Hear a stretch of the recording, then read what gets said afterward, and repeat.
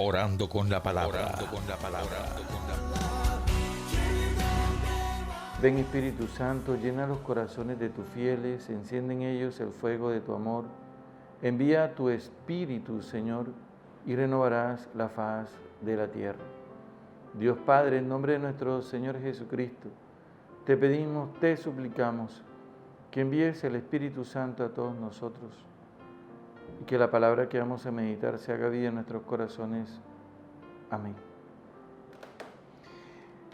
Hoy estamos celebrando en este segundo domingo de Cuaresma la experiencia de la transfiguración, tomada del Evangelio de San Marcos en el capítulo 9. Para esto quiero referirme a una homilía del Papa Benedicto XVI, pronunciada el 15 de abril del año 2006. El Papa Benedicto, hablando de la resurrección de Jesús, comienza la homilía con el interrogante que aparece en las Sagradas Escrituras. Buscan al crucificado Jesús de Nazareno, no está aquí, ha resucitado.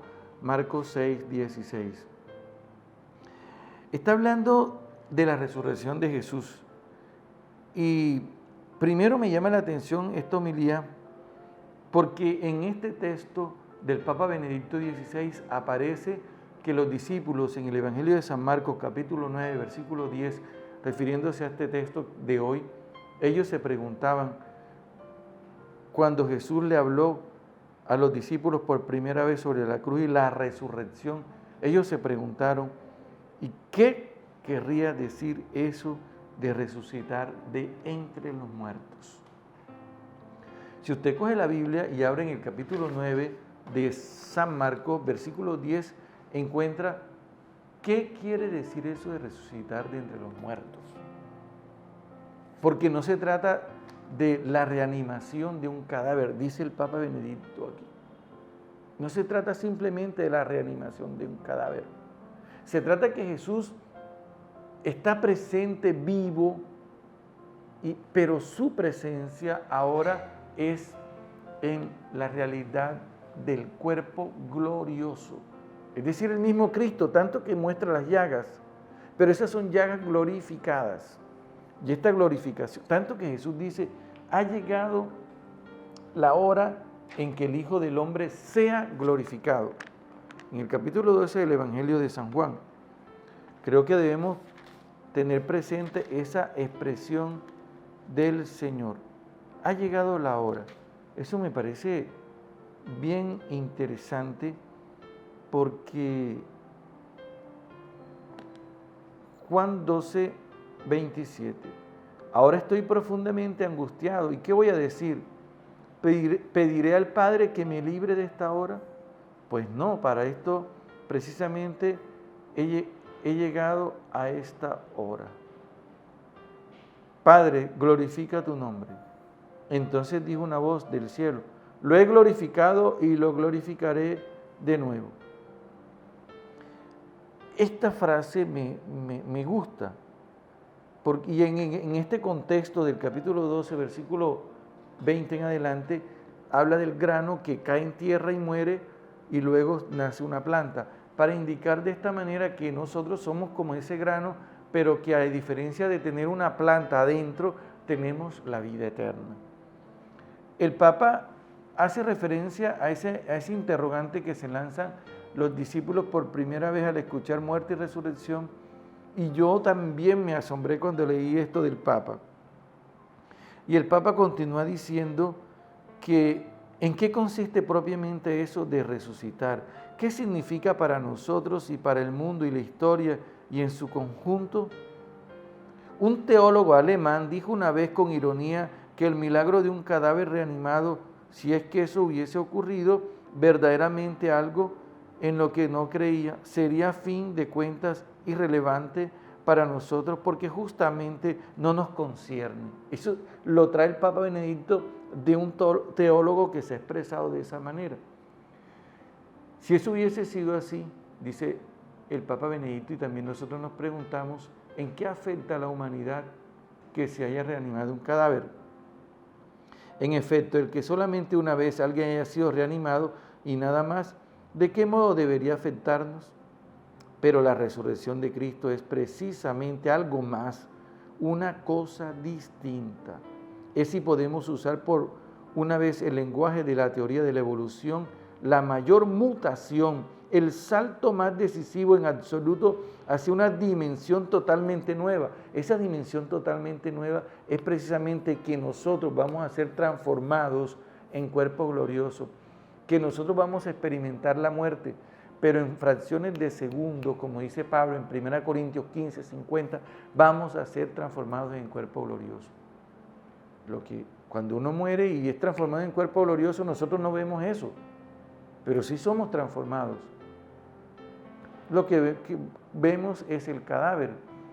Después el cadáver se descompone, después queda el esqueleto, el sistema óseo, después se descalcifica, se convierte en polvo. Pero nosotros no somos eso.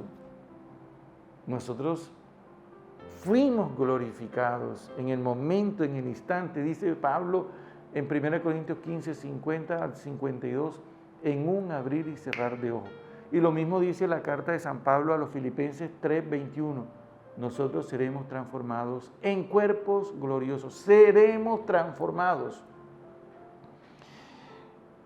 Y dice que Cristo nos abre el salto más decisivo en absoluto hacia una dimensión totalmente nueva que se haya producido jamás en la larga historia de la vida y de su desarrollo. Mira esto tan profundo que el Papa nos dice. Un salto de un orden completamente nuevo que nos afecta y que atañe a toda la historia. Es decir, esto afectó a toda la humanidad porque toda la humanidad debe tender en el curso evolutivo que tiene a llegar a ser cuerpo glorioso.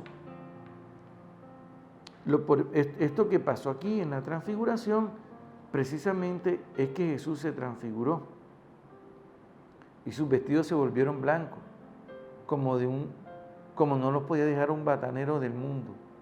Y para que existiera prueba de que eso que estaba sucediendo ahí era algo que iba a suceder con Jesús en la resurrección, aparecieron Moisés y Elías que habían fallecido. Dice el libro del Deuteronomio al final, en el capítulo 34, versículo 5, desapareció Moisés, desapareció su tumba. Pero aquí se apareció glorioso, estaba transformado, pero en virtud de la transfiguración de Jesús. Porque recuerden ustedes que Moisés quería ver la gloria de Dios. Así dice la palabra.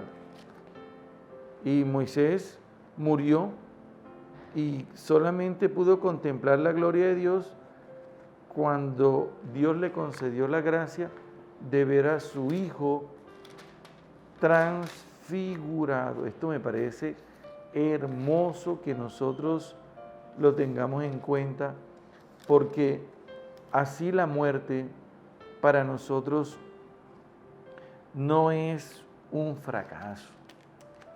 La muerte para nosotros entonces viene a ser precisamente la transformación de nuestra materialidad en una realidad que supera el tiempo y el espacio, que supera esta materialidad y la transforma en un cuerpo glorioso.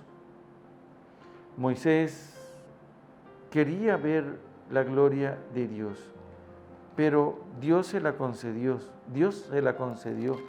y se la concedió precisamente contemplando a su Hijo. Ahora, dice la palabra que el Padre al final, después de esa experiencia, dijo: este es mi Hijo amado. Escúchenlo, es lo único que dice el Padre. Escuchar a Jesús en la palabra, en el Evangelio, porque ahí es donde nosotros encontramos las respuestas, como por ejemplo a la muerte, al sufrimiento, al dolor, a la vida eterna. Por eso hay que escuchar a Jesús. Y cuando bajaban de la montaña, Jesús les mandó: no cuenten a nadie lo que han visto, hasta que el Hijo del Hombre resucite entre los muertos. Y aquí termino con la frase con la cual comencé. Esto se les quedó grabado y discutían qué querría decir aquello de resucitar de entre los muertos. No era la reanimación, era la transformación de nuestro cuerpo material en un cuerpo glorioso, de luz. Amén. Orando con la palabra. Orando con la palabra.